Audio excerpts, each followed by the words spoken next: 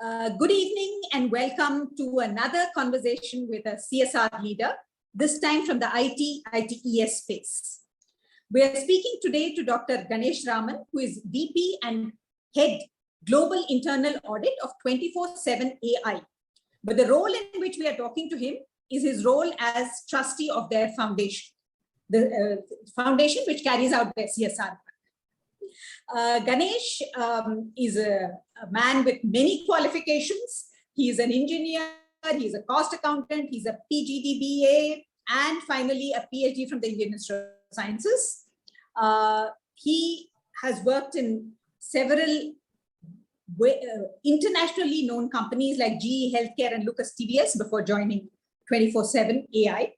And I'm sure also carries the social responsibility philosophy of all of them to put it into work here. So welcome, Ganesh. Thanks a lot for having me in this session. It's my pleasure to be with all of you and looking forward to talk to you. Yeah. Thank you. Ganesh, if you could just start by briefly telling us about 24/7 AI, what the company does. Okay. So we are 24/7.ai. Basically, we are into, we started as a services organization, BPO services, and have expanded into the product space. And we are focusing on the cloud side of our business, and the technology product business is also growing. So we are very unique in this customer experience space by offering services and as well as product. So that way we are very unique. And we are integrating the systems of intelligence. What do I mean? There are multiple systems of clients available, and then we integrate it through our omni-channel technology. And that way we provide a very unique customer experience. And we provide billions of transactions and then giving a better experience to our customers of our clients. So it's definitely a very, very unique, advantageous position that we are in. And we are present in multiple countries across the business, both the side of the business that I'm talking about. Right. Great. That's fairly technical for a person like me, but I'm sure it made sense to a lot of people. But yeah, I get the kind of things that you're doing. Great. So coming to the CSR part, we understand you have a foundation. So how does your CSR work? Right. So just to talk about the CSR Foundation, we were doing a lot of social activities over the last 10 plus years. And when the time was right, somewhere in December 2016, we formed this foundation where we have solidified some of our activities, where we knew what is the direction that we will be taking. So our founders and as well as the mentor, Shinmugam Nagarajan, has come out with the unique way of going behind certain strategies, which is definitely how we can support the society with the educational needs. So one of the very few statements that he always makes is, let's not give them a fish, rather teach them fishing. So that's where we have started this journey. There are multiple activities that we have embarked on, but I can talk more about what are all the various initiatives that we are doing. Education is the bigger space that we want to be in. Yeah. Right. Makes a lot of sense for a company in your sector, education being like the core. But I believe you also have a very, very focused, thing on girls' education and women empowerment in general. So maybe absolutely. I'm going to get into that space. So one thing, there is a saying which is like, okay, when we educate a girl, we educate a family. So that's the philosophy, once again, behind we focusing on girl-child education. And in the girl-child education, we focus on the entire breadth of activities. That's what we are into. So orphanage support we are doing. And we are supporting the kids' girl-child education support. That also we are doing. And in addition to that, one of the key things that we are trying to ensure is the girl-child don't drop out of the school, government schools especially, when they don't have good toilet facilities, the girl child drop out. So that is another need that we have identified. And then we have constructed around 120 toilets in government schools across Bangalore. And your model of construction is also quite unusual. Absolutely. We have made it scalable. and we can definitely construct more number of toilets as and when it is required. So it is modular. In a period of 6 weeks, we will be able to install the toilet, make it operational right from the time we have identified the school. So that's another thing that we are doing. So we are trying to prevent a girl child dropping out of the school while we are supporting them for the food or their educational needs. This is one thing which we are definitely fond of, so that the girl child don't drop off from their education. That is one thing. In addition to this, one of the things that we are now currently have started, embarked on a journey with another partner, is basically empowering the women through providing them tailoring classes, beautician courses, so that they can be independent. So some more creativity has gone into it. We are trying to provide a fleet of driving, driving skill to women so that they can be on their own. If you look at it, Bangalore has so many drivers, and 98% of them are, it is dominated by males. So that space we are trying to do a small breakthrough by introducing a fleet of women drivers who are going to keep coming out as multiple batches. So that's what we are trying to focus. That is very interesting. Yes, it is something that has been tried with some level of success, and you know, I'm sure if we can plug the loopholes, it's a very needed service. I mean, for instance, in the ITES sector itself, you know, women driving women would be a wonderful Absolutely. thing. Right. And in addition to that, a lot of empowering activities that we are exploring. Pandemic has put us slow down a little bit, but it has not stopped us. So we are coming out with a model wherein at the school, wherever we are supporting, where the kids can be empowered to think better beyond themselves, for the school, for the community, for the region they are in, for the country, why not? So we are coming out with a model wherein the schools will have a parliament. The kids, we are going to focus more on women, girl child, and then their thought process we are trying to influence by thinking bigger, so that they have an aspiration to grow, and we are planning to empower them. So for those kids at the school level. Yeah, because I think the dreaming is the first step. Absolutely. Aspiring and dreaming. I mean, sometimes the children are limited by their environment not to dream. So if we can open that up, that will make a huge difference. So trying to make them how to plan for it, how to execute it, how to realize that goal. So these are all the things which can really help them to believe in themselves, to partnership with people, to take them to the next level of performance. So that's what we are focusing on. And STEM education also we are trying to explore, especially for girl child. This is also another area which is untouched. So we are trying to see, shall we introduce more STEM for girl child education? So that is another aspect that we are trying to focus on. And what about the ITES education kind of space? Are you also in that? There also we are having plans. We are planning to construct labs in the government schools. I think now only the schools are opening up again after 2 years. So we are planning to provide in a couple of schools, at least we will experiment and then firm it up and then move ahead. So we are planning to introduce computer lab for the kids at the government school, so that they can be imparted with the skills at the early age.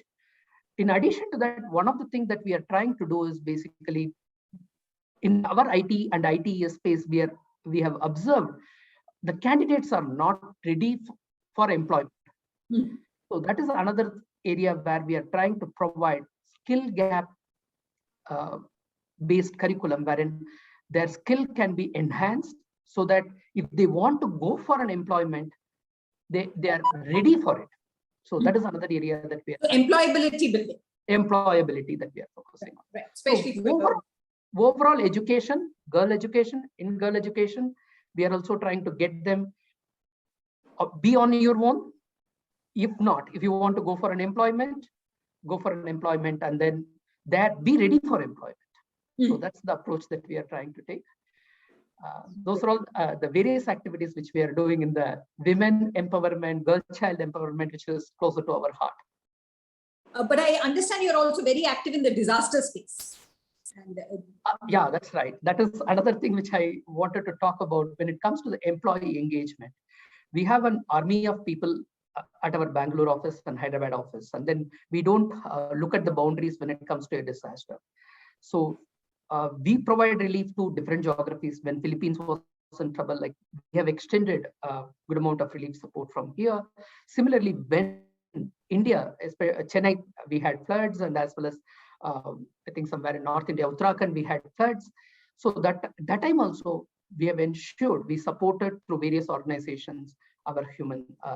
So we run one unique program, Meena. That's what I just wanted to talk about. It's called as Box of Joy. This is one thing. Box of Joy. Yeah. Okay. So it is basically when we try to partner with NGO, we try to just do a bit of testing in terms of how is there, what is their requirement, and then try to understand that process. We collect their requirement. We communicate to our employees that these are all the requirements from this NGO. The employees can bring their own NGO and then talk about what they need also. We provide 2 boxes. So one box is owned by one set of team, another box is owned by another set of team. Literally, there is a competition which is built, and we have seen always the NGOs come back and then thank us. Hey, we have got more than what we are going to get. Right. We've done this successfully almost for 20 times. And thanks to pandemic, we couldn't do it for the last 2 years, but we are planning to start it again with things settling down. So this is one of the program where we could see the active engagement of employees across all levels, across the site. So there is definitely and you do this at each site? You will Yes. do this at various sites. Okay. Absolutely. Yeah. And how will you divide the organization into 2 teams? Oh, there are multiple teams. So we go by floor. Sometimes there are client-based or function-based. There are many ways we create that excitement. Yeah. So just it's creating that sense of purpose with competition. Absolutely. That's a very interesting and innovative way that you are approaching it.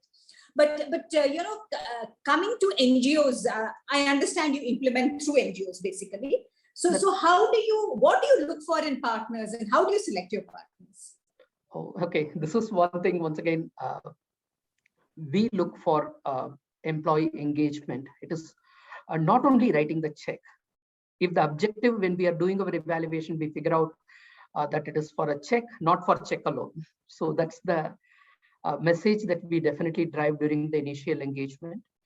If they come out with very good employee engagement activities, and most of the NGOs we partner with, they come out with, we go and teach them. It is not only going and supporting orphanage with a check, rather our employees go and teach the kids, maybe subject, English, maths, but we also teach dance. Some of them are very good in music. They go and then teach. So our people are very, very fond of giving back to the society. So we provide the channels, multiple channels. There are some people who have gone to the old age homes and then give shoulder to cry. Okay. In fact, many a times people come back and then say, oh God, this is the stage. We need to provide more support. So there are a lot of realizations which comes to the employee during this engagement activity. So when we are doing the partner selection, it has to be first aligned with our objective, education, girl-child education, skill empowerment. All those things are going to be the basic needs. If they qualify, then what we look for, what is the kind of model that they are going to come out with? It should not be only for check. If it is beyond that, and then provides a good engagement with that NGO, with our employees, that is where we have seen we are able to take some of the initiatives for a few years. So just I would like to talk about even in the space of child prodigy support. Right. We have supported a child prodigy to become who's going to become a grandmaster this year. Wow. For the last 5 years. What we do in the form of engagement, every year almost we organize an event. The child prodigy who's currently 15, that time he was 11, he will play with 20 or 25 employees at a time. Oh boy. So the amount of excitement, this boy wins everyone by playing simultaneously with 25 people. He will win all of them, but at the same time, the employees also feel that they have not beaten, but they have supported that particular cause. Absolutely. And the kind of person-to-person kind of relationship that's built, it's amazing, because they'll always remember that, always have good wishes for him, want to support him. Right. Yeah, so it's very beautiful. We have a periodic communication. So there is a monthly newsletter that we provide to our employees, and our management team members, we provide periodic updates, and the CSR trustees and then the founders are definitely wanting to know all the progress, and then they guide us in this entire process. So that's where there is a good amount of engagement that we are able to drive, because the senior leadership is engaged fully, which is beyond all the management members are fully engaged. Is there some kind of rewards and recognition for star volunteers? Yes, definitely. Once a year, we have an annual event at 24/7. Who have supported the CSR cause, we definitely distinguish them, and then as a star performer for the CSR, we have awarded them. Yeah. Wonderful. Yeah. So I think, this very fact that you make employee engagement a core part of your NGO selection, right. This is also quite unusual. A lot of people do consider it, but, it's not like as upfront as you're saying. So that's amazing. Another one initiative that I want to talk about when it comes to employee engagement is, before COVID, we ran successfully blood donation camp every month. Partnering with another NGO. In a year, we have provided 1,000 blood sachets to the NGO. Wow. Wow. You can see that amount of engagement. Our one blood sachet is equivalent to saving 3 lives. That's what many of the blood bank folks say. So the number of lives we have supported really has multiplied. Yeah. During COVID times, we have done multiple things in terms of supporting the society, especially running. We have the expertise of standardizing the processes. We have provided doctor enrollment helpline. We have provided oxygen concentrator deployment helpline.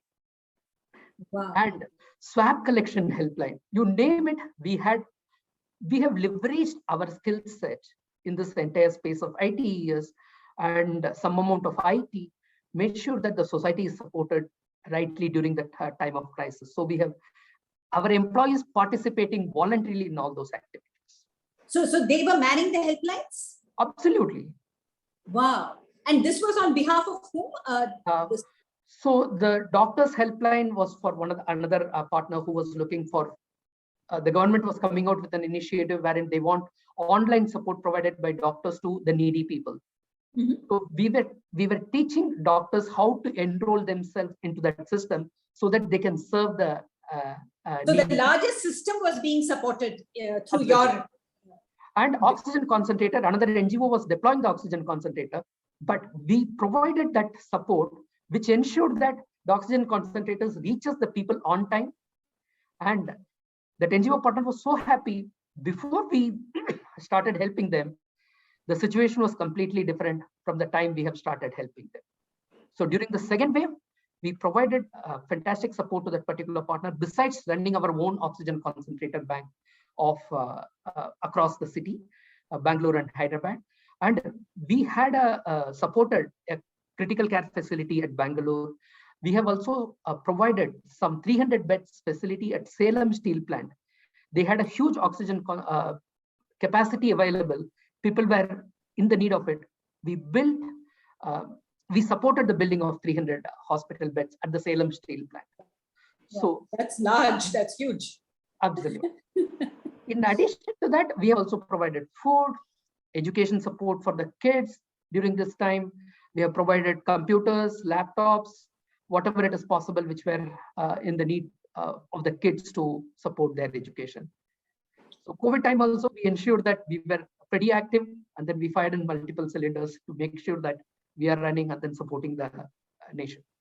So now that your COVID is, hopefully behind us and we're opening up, what are you looking forward to in terms of scaling up or programs that you will be taking? Definitely, the education continues to remain our forte. So we want to support the education-related initiatives and then focus on the girl-child education.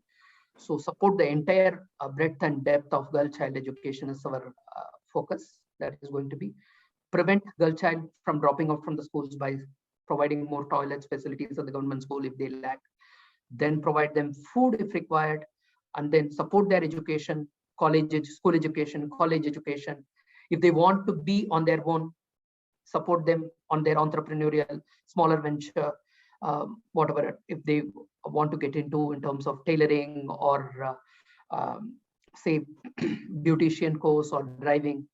And those who are having a higher aspiration, they want to empower themselves through the girls' parliament and then come out with further STEM education. We want to support them. And that's going to be our key forte. And then supporting skill, get them employable. Those who want to get into the job market, we will also support them to get into the job market by providing them, getting them ready for the employment. I would put it that way. You had also mentioned something called a Founders Forum. Now that was another interesting concept, if you could just say a few words. Right. So when it comes to, see, we have built around 120 toilets across Bangalore. That's what I'm saying, right? So during that time, whenever there is going to be an inspection of the toilets which are getting manufactured in the factory space, we have grabbed more volunteers from this Founders Forum. Basically, the top performers of the organization are part of the Founders Forum. Okay. And their ownership level is extremely high. They go visit, ensure that the units are in a good shape before it gets shipped to the installation facility. Once it gets installed, we do the verification. These people volunteer, provide their time. Subsequently, we have come out with a model of inspection and other stuff, but due to COVID, we have stopped it. But at the same time, these folks come back and then support us in various activities of the CSR. We have a very lean administrative staff for CSR. We try to run most of the things through volunteering activities of various members, wherein the Founders Forum members play a very, very crucial role, and then they do a heavy lifting. Fantastic. I think what's very unique about your model is this volunteering employee engagement and the use of your own internal skills of ITE, ITES in actually undertaking activities. Right. So just to kind of round up and end, what percentage of your employees would be volunteering? And what is, do you have like a target? So if I'm going to be aspirational, I will say 100%, but it is definitely a long-term dream. Currently, I would say closer to 10% of the employees are engaged. They show reputations. And then we have monthly calendar for CSR. So people participate in various activities of CSR. And our dream for the year is going to be 25%. So that's 25%. That's quite a jump. That is quite a jump. You're more than right. That. That's right. Great. Increasing Thank it by you so much. Yeah. These are invaluable tips that you have shared. I mean, something like the Box of Joy or the Founders Forum of elite employees who get engaged in CSR. These are very unique and innovative ideas. And I'm sure a lot of our listeners are going to kind of pick up on these and use them. So thank you so much for your time and for sharing all of your best practices. I think it's been a very useful conversation. Thank you, Ganesh, and all the best. Thanks a lot, Meena. Have a great day. Thanks a lot for the opportunity. And then we look forward to supporting the society in the best possible way. And if there are any areas where we can be of help in terms of ideating, designing, and deploying, we will definitely be happy to support. Thank you so much. Thank you. That's really a generous offer. Thank you. Have a great day. Have a great day. Thanks.